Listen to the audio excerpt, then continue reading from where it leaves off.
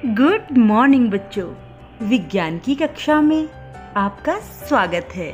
बच्चों, पिछली कक्षाओं में आप परमाणु, अणु, पदार्थ या द्रव्य और उसकी अवस्थाओं के बारे में जान चुके हैं। आज की कक्षा में हम परमाणु की संरचना के बारे में पढ़ेंगे। बच्चों, पिछली कक्षा में मैंने आपको बताया था कि पदार्थ जो होता है वो छोटे छोटे कणों से मिलकर बनता है, जिन्हें परमाणु कहते हैं। और जो एक ही प्रकार के परमाणु आपस में मिलते हैं तो तत्व बनाते हैं, और जो अलग अलग परमाणु आपस में मिलते हैं तो यौगिक बनाते हैं। बच्चों, जब पदार्थ के बारे में या परमाणु के बारे में बात हुई तो सबसे पहले भारतीय दार्शनिक महर्षि कणाद ने बताया कि यदि हम पदार्थ को छोटे छोटे कणों में विभाजित करते जाएं तो एक ऐसी स्थिति आएगी जब इसे और ज़्यादा विभाजित नहीं किया जा सकेगा। इस प्रकार उन्होंने सूक्ष्म कणों की अवधारणा दी, इन्हें परमाणु नाम दिया गया। इसी प्रकार दार्शनिक डेमोक्रिटस और एपिक्यूरस के भी यही विचार थे। उन्होंने पदार्थ के सूक्ष्म अविभाजित कण को परमाणु नाम दिया। लेकिन इन लोगों ने केवल अवधारणाएं दी। अवधारणा का मतलब है इन्होंने इस पर रिसर्च या शोध नहीं किया। इन्होंने कल्पनाओं के आधार पर यह निष्कर्ष निकाला। लेकिन कल्पनाएं सच हैं ये पता कैसे चलेगा? उसके लिए तो हमें रिसर्च या शोध करनी पड़ेगी। और यही कारण था कि कई वैज्ञानिक लगातार शोध करते रहे, प्रयोग करते रहे। सन 1808 ईस्वी में अंग्रेज वैज्ञानिक जॉन डाल्टन ने सबसे पहले द्रव्य की संरचना तथा परमाणु संबंधी एक सुव्यवस्थित विचार अपनी परिकल्पनाओं में प्रस्तुत किया, जिसे डाल्टन का परमाणुवाद कहते हैं, मतलब डाल्टन्स एटॉमिक थ्योरी। डाल्टन के अनुसार पदार्थ या तत्व अनेक सूक्ष्म कणों से बना है, जिन्हें परमाणु कहते हैं। बच्चों, परमाणु की संरचना के बारे में बात करने से पहले हमें डाल्टन के परमाणु सिद्धांत की मुख्य बातें पता होनी चाहिए। तो ध्यान से सुनिएगा इनकी 5 मुख्य बातें।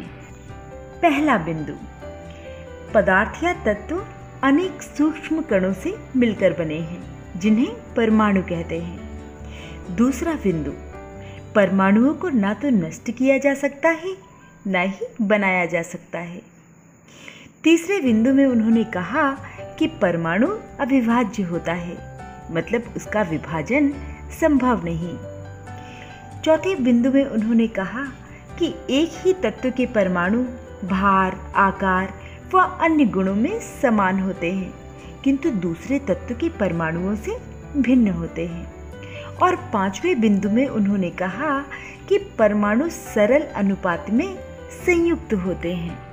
सरल अनुपात का मतलब जैसे जल का अणु है H2O, जहाँ पर 2 हाइड्रोजन है और 1 ऑक्सीजन का परमाणु है, तो ये सरल अनुपात हुआ।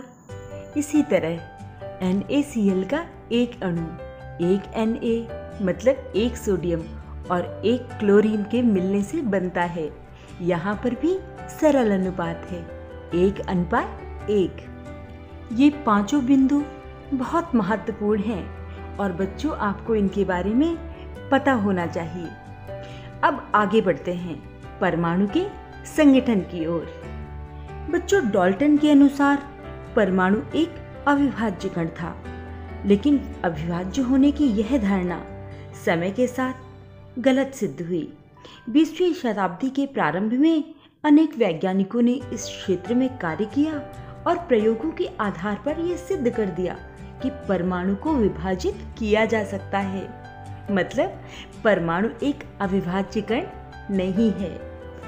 परमाणु की एक निश्चित संरचना होती है तथा इसमें कई प्रकार के अवयवी कण या मूल कण विद्यमान रहते हैं, मतलब पाए जाते हैं। मुख्य रूप से ये 3 मूल कण इलेक्ट्रॉन, प्रोटॉन और न्यूट्रॉन हैं। तो चलिए इनके बारे में जानते हैं। बच्चों, चित्र में आप इलेक्ट्रॉन को देख पा रहे होंगे। इलेक्ट्रॉन का आविष्कार सर जे थॉमसन ने कैथोड किरणों के अध्ययन के फलस्वरूप किया था।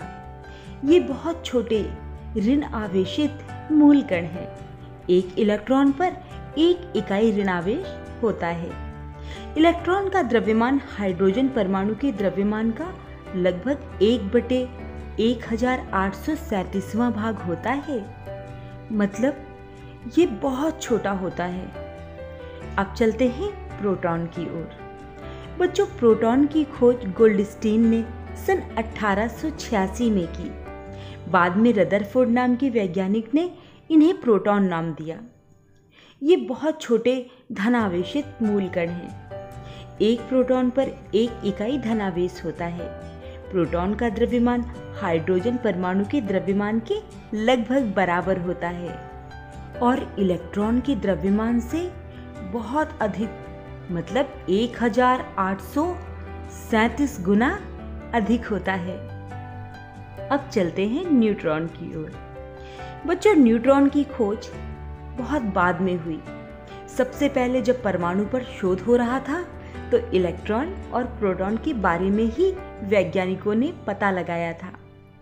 न्यूट्रॉन की खोज सन 1932 में हुई और इसकी खोज की सर जेम्स चैडविक ने।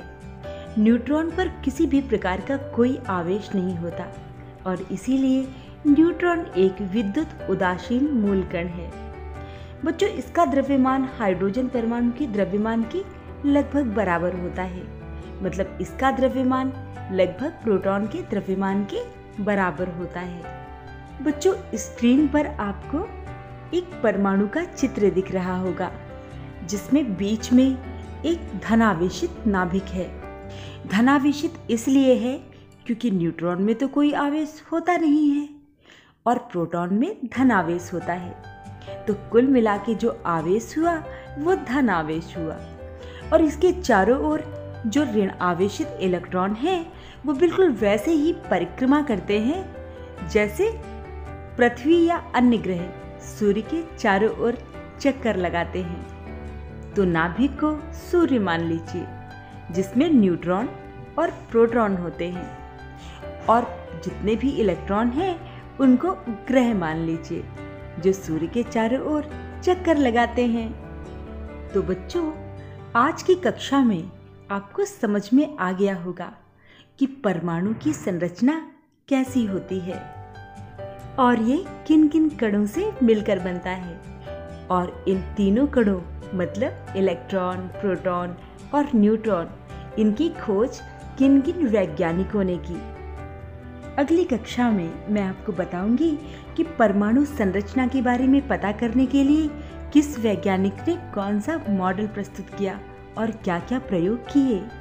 तब तक पढ़ते रहिए, याद करते रहिए। अब मिलते हैं अगली कक्षा में। Bye bye.